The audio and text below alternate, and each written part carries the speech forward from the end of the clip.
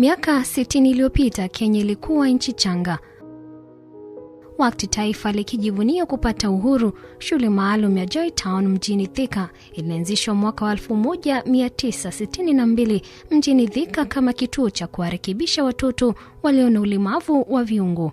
Waanzilishi walitazamia kujenga kituo ambacho watoto hao wangeishi huku wakifunzwa neno la Mungu na kuwafanya wajisikie wenye furaha wakiwa mbali na nyumbani kwao. Ndiposa shule hii ikaitwa JoyTown, yaani mji wa furaha.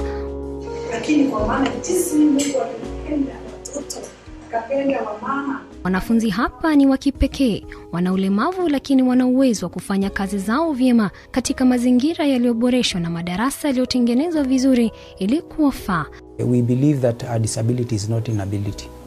These learners can just perform, they can work when the environment is modified and adapted for them to be able to move around and navigate the environment.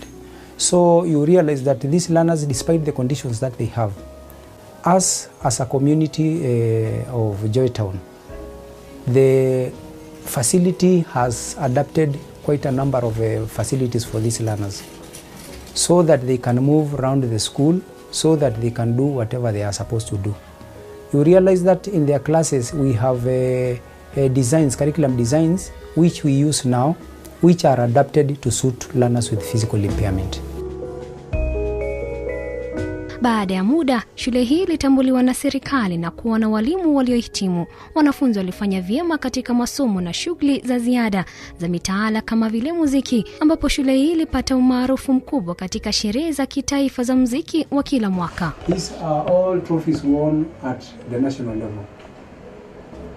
So basically we say our learners are actually very good performance when it comes to academic and also co-curricular activities, more specifically in swimming.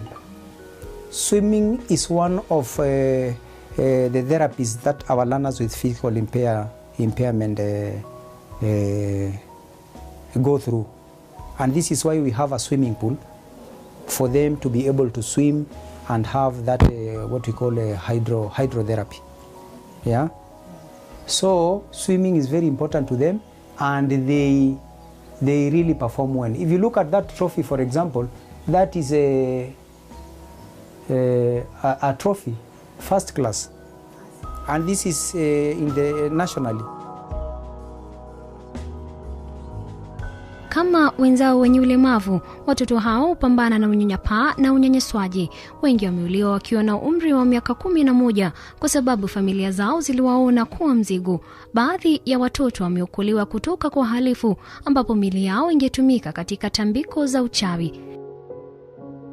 Lakini mazingira hapa yanavutia. Teresia Njeri amefanya kazi katika shule hii speciali ya JoyTown kwa miaka 31. Kuna wale ambao kabisa hajiwezi hata kuvaa nguo ama kuamuka. Sasa kama hao, mimi nakuja, huwa tunaingianga 6 ya asubuhi, ndiposa tuwe tumewasaidia, na ndiposa waende breakfast 6:30. Unaamuka, unakuja, unawavarisha, wengine unawaekelea kwa wheelchair, na hata saa ingine unaweza kuta wamejiendea choo. Sasa kama hao lazima uwaoshe ama uwatayarize mzuri ndio waende. Ingawa upasuaji ni njia mojawapo inayowafaa watoto hao, wengine pia wanahitaji urekebishaji ambao unahitaji sana mazoezi ya viungo. Bethany Kids, shirika ambalo lilishirikiana na shule hii, limejitolea kutoa marekebisho ambayo wagonjwa wanahitaji. Kama Caroline Gakau anavyotueleza kwamba ni hapa katika shule hii maalum ambapo wanatoa tiba kwa zaidi ya watoto 250 wenye matatizo yakiwemo kupooza kwa ubongo, yani cerebral palsy, na uti wa mgongo kwa kimombo spinal bifida, na polio. We transform their lives through rehabilitation. And in rehabilitation, it's all about occupational therapy, physiotherapy, and we also provide them with assistive devices, quality wheelchairs, and any other devices that they may need in their mobility or rather in their function. So most of our staff are trained in the provision of those devices, and we ensure we provide appropriate devices. Wakati wa chakula cha mchana unapowadia, watoto wenye upungufu wa kutembea huwasaidia wenzao kufikia jumba la maakuli. Watoto wanajali sana kuhusu wenzao, hii kidhihirishwa na furaha zao nyusoni, jambo ambalo Francisca Najipu, mmoja wa wale walionufaika kutoka kwa Bethany Kids, anaweza kudhibitisha. Si watu wa Mungu, ili upokee hizo katika maisha yako, unakuwa mtoto wa Mungu. When I came here as a client, I was one of the clients in Bethany Kids. I didn't have hope, and I just came from Samburu, and I had disability and I had wounds. And when I came to Bethany Kids, I got hope. I was sure about the love of Jesus, and I came to know more about the Lord in Bethany Kids. I grew deeply in the Word of God, and I got encouragement, and a part of medical, a part of surgery, a part of a prosthesis that I got in Bethany Kids. The main thing I got is about Jesus Christ, and that changed my life and even the life of my family.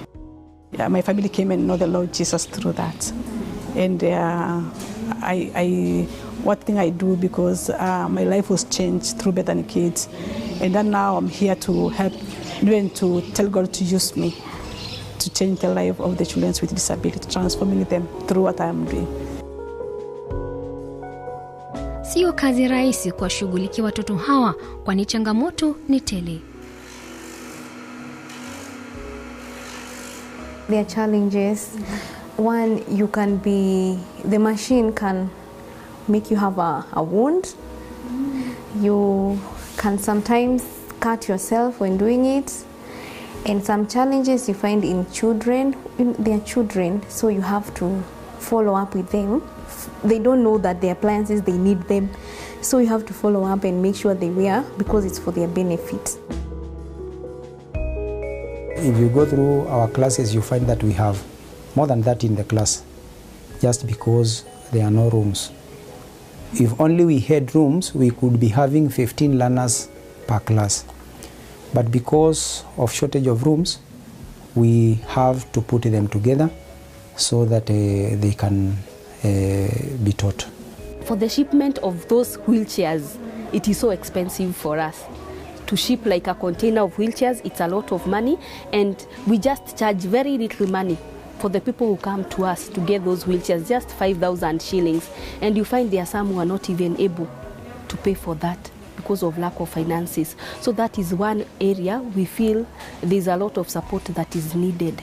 Yeah, so that we're able to meet the needs of these children and their families. Challenges is for, of course, the still community that they're not accepted these children. And when a family who are there who don't understand the disability or even understand this child, that he gets devastated. Because when we are here, we tell them, but when they go home, something is different for them. So the challenges we get, because maybe the understanding of the community and even the churches too, because this child cannot go to church. So when we are here, tell them about God. When they go home, they just stay at home. When they have weddings, there's anything, they cannot go. So I think we need people to understand that children need just support and even to live like any other children. So even another challenge is when the child passed away. You know, of course, you get stress up for all of us, staff, and even it's a counselor or a mentor, because you stayed with them like your children. When they passed away, you get emotion, but it's okay. God knows everything. Dolly Mirigi, Dira ya Hope TV.